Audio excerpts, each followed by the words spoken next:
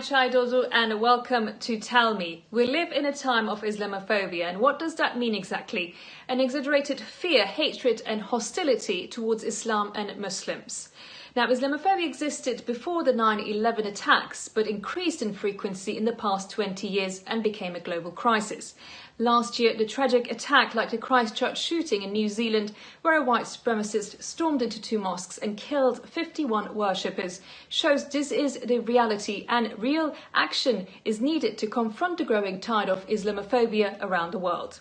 So in this edition of Tell Me, we'll talk and share our stories to find ways to get past Islamophobia and how do we overcome Islamophobia.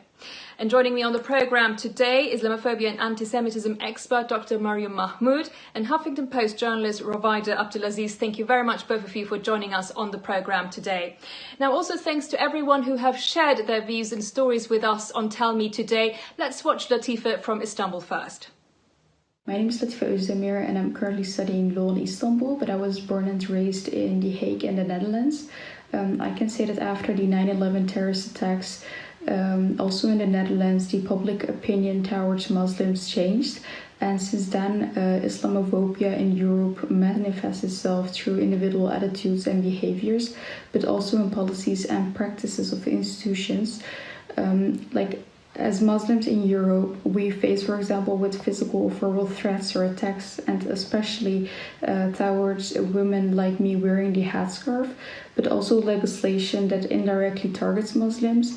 But what touches me the most is the public pronouncements made by some journalists and politicians that stigmatize us as Muslims as a group and disregard our positive contributions to the community and the countries in which we live. And Mariam, let's start with you. So can you tell us more in detail, in the past 20 years, how has Islamophobia risen and where are we today? Well, an awful lot has happened in the last 20 years, as Latife has mentioned. For one, we live in the aftermath of 9/11, the war on terror, coupled with state-level securitization policies against Muslims.